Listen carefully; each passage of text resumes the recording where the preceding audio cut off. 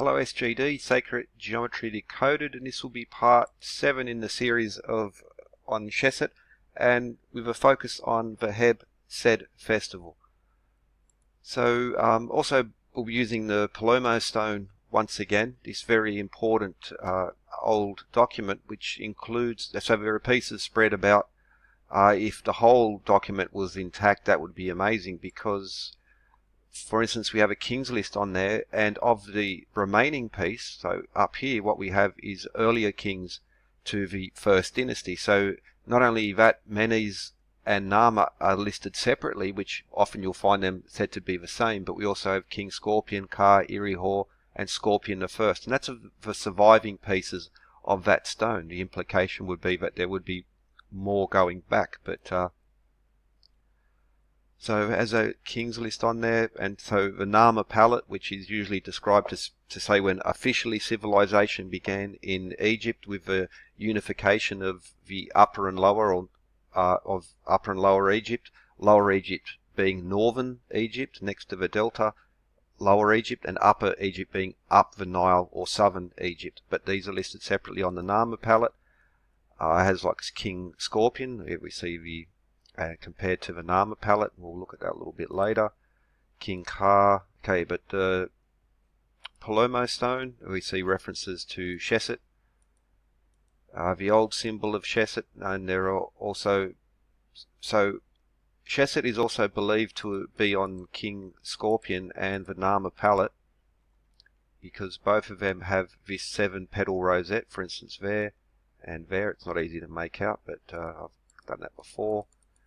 But we'll be looking at the Heb Sed Festival. Seshat was a goddess of accountants, the pharaoh's accountant. When he came back from war, she would count up the captured animals, etc. She also counted out the pharaoh's years and war prizes, but she also counted out the years allotted to the pharaoh. And she, very important, she was the keeper of records. For instance, scribes were the priests or priestesses of Seshat. And this symbol here, which is a palm frond, which was an ancient way of keeping count, but also a ceremonial way which carried through later. And I'll put this PDF in the... So I'll put a couple of PDFs. Firstly, one describing two describing the Palermo Stone, which includes the king's list on there. This one, a shorter one, but it does list the stretching the cord ceremonies, and goes into some nice little details on those. It's just a bit slow to load up at the moment. But I'll also place this one, which has the importance of palm ribs, or these palm fronds used in ceremony, especially connected to Seshat. So you can maybe see there, that symbol. There's essentially Seshat with the palm frond and that symbol connected. And it goes into some nice detail in regards to the symbolism and other gods who use this palm frond. So the measuring tool, the counting tool, those links in the description. Also, this is one of the ebony labels of King of Den running the Sed or Heb Sed Festival. There you also see the palm frond, which is a symbol for 1 year as well. King Den, he's on the Palermo Stone, one of these very old kings, running the Heb Sed Festival, the palm frond to keep count of years. And it was so there we see even the palm frond symbol from Gardner representing 1 year. Variations on timekeeping. So the previous episode I mentioned the stretching the cord ceremony, and the keeper of time was there using the Merkit to align these temples as well to the north and to track the North Star movements. Many references to there. But so Seshat, which is the female equivalent of Thoth, and he is also shown with his palm frond symbol to keep count of the years. He too was timekeeping, weights and measures, architecture, writing. Even here you'll see him with the palm frond, very similar to a tally stick. So that's the symbol of a year. And there once more the ebony label of Den, just an example of a palm frond, the before, and then you strip it, and what you have is a very simple tally stick. And the simple things work the best as well. So 1 year, this is a Palermo Stone. Each of these little boxes represents 1 year. We see this palm frond symbol there. The boxes even count out and measure the Nile flood. Another very important role of Seshat and her priestesses were to keep measure. And the Nile flood being no more one of the most important yearly measurements to be done. So Palmfron to count the years. Seshat counted out the year of the pharaoh, and every 30 years Seshat granted the king the Heb Sed Festival, and then it would be repeated each 3 years after that. So for a pharaoh to get to 30 years was a very important point.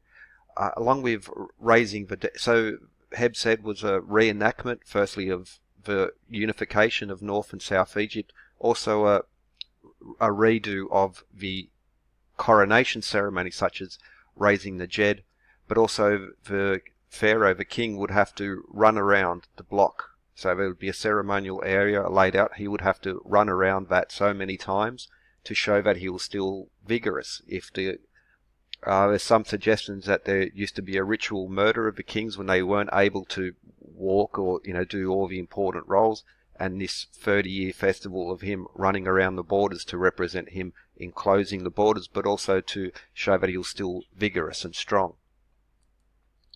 And there are lots of examples. It's one of the most recorded all across the length, so going back to the very ancient times. But the Heb Sed or Sed Festival, also known as the Feast of the Tail, because the tail would be connected, so you see the animal tail. But it was named after Sed, who was also known as Wep-Awet. Pardon the pronunciation, if Wep-Away, Wep-Waway, or Wep-Wawet. But so the Nama palette. Okay, cool. There you go. I like that one. But anyway, King Nama, so there we see him with the crown of Upper or Southern Egypt, and there he is with the crown of Lower Egypt, and unifying the two kingdoms. I would say reunifying them, but at the very least that there were two kingdoms that would suggest civilization was already in existence. But the important feature to begin with is this part here, and we see those. Now we'll also see very similar, even though that part's missing from King Scorpion 2, very similar arrangement there, but the focus is on that portion there. And what do we see? Well, that's actually Wep-Wawet. This is from Den, Pharaoh Den. I mentioned him earlier on the Nama palette. Runs the Sed Festival, just like the Nama palette, raising the mace to defeat his enemies. He also overcome the eastern tribes, but also this feature, what we see the same there as what we see there. Close up of it, and notice the snake there, because later depictions we see Wep-Wawet with the serpent once again on this sled type arrangement on top of the pole. I don't know exactly what that, but anyway. And again, another one where we see this, so similar to this more sort of blobby one with the curl, but there we see again Wep-Wawet, the snake, and the wolf. He's a war deity. His cult center was in Asyut, pardon the pronunciation. Now even that one very similar to there, but it's very easy to confuse Wep-Wawet with Anubis. They are actually separate. So there we see these are depictions of Wep-Wawet there, and this is a Anubis the jackal. He's coloured differently. Wep-Wawet will have this silver tinge to him, this blue, in blue and silver. So that's one way to separate these two. They're often confused, but they're actually separate. Wep-Wawet, the wolf deity, the war deity, also the opener of the ways. Some would suggest that because his connection to war is something like a scout, or attached to the front lines in that way. His cult centered in Asyut. Asyut, in just like Hermopolis is a Greek name of Kemenu, or Heliopolis is a Greek name of Ianu. Asyut is called Lycopolis, translates to city of the wolf, Lyco, because lycanthrope is a name for a werewolf, so that's where we get the origin of lycanthrope. Back to the Nama palette. So okay, that's pretty much it. But this important festival connected to Seshat, counting out the years of a pharaoh. Accountancy, also she was the one who kept tabs of his war victory and war booties associated with a census. So these links, but now for instance in the Palermo Stone, where they are stretching the cord ceremony, you'll see the tour of Horus, where the king would travel up and down the Nile to every second year to announce himself and to assert his authority. And you'll also see, there you go, smiting the Bedouin. That was like that depiction we saw earlier. Throne of the Gods, Festival of Sekar. There are also important features here is the first running of the Apis bull, what we're looking for. The time of the census. Upper and Lower Egypt, massive territory for a king or an administration it's a sophisticated administration, bureaucracy to do a census, and there was these other, not just the population, but there was also a reference here, census of the goldsmiths, for instance. So again, it shows that this very early civilization there was already Upper and Lower Egypt, so there were already two kingdoms, and to say that it was the beginning of civilization, well, I think that's but either way, what we see, even if that is the case, that they will very quickly census of the gold, census of the goldsmiths. We see it going around the wall. Stretching the cord ceremony. So I'll put these links in the description. Palermo Stone, which has a King's List and some other interesting information there towards the end, just as a breakdown of it.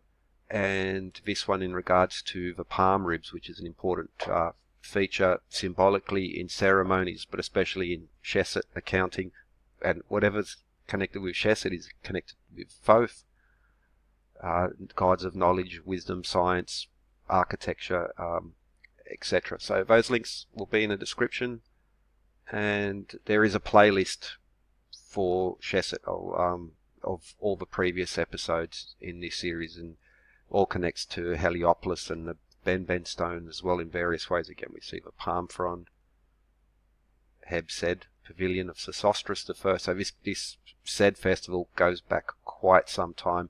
Very, very important ritual. After 30 years especially, to get pharaohs basically wanted to get to the Sed festival. Once you completed your first Sed festival, you had a special place amongst the kings. Okay, links in the description. Hope you enjoyed. Have a good one.